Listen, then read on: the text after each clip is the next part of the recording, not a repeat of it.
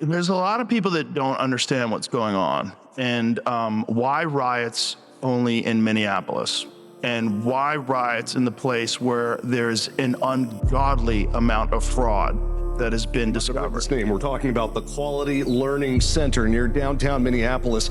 First it was closed, then it was open, and now we've confirmed it's closed again. That's all after the owners recently rejected allegations. A staggering new estimate of the total amount of fraud in Minnesota's social service programs, $9 billion, according to the lead federal prosecutor on all these cases. Exclusive details this morning of how people in Minnesota spend hundreds of millions of taxpayer dollars on luxury cars and real estate. Now, this money was stolen apparently from programs that provided services to poor children. Many of the accused are Somali Americans. Investigators are tracking the web of fraud to other Minnesota Democrats, such as Congresswoman Ilhan Omar. Many of the suspects linked to the scheme live in her district, including a restaurant owner who hosted events for her.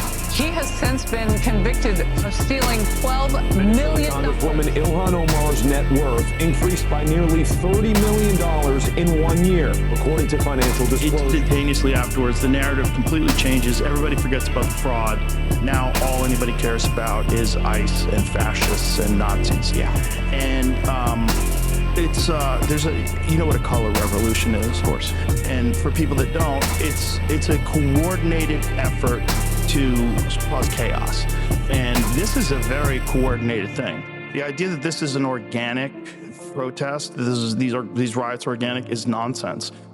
It's provably nonsense because now they have access to the Signal chats. 1,000 people in these chats every day. They have organized emojis to mean certain symbols.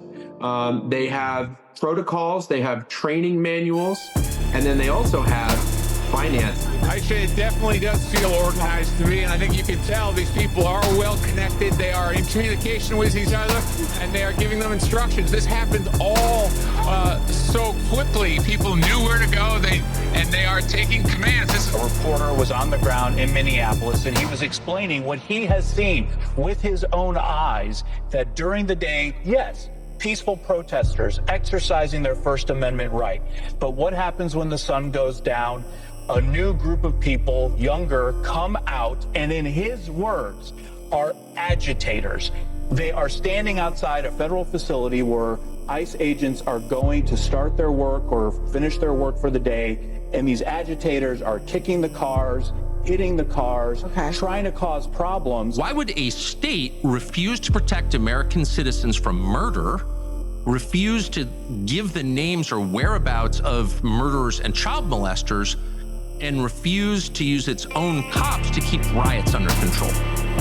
What could possibly be the answer? Because they want riots. That's why.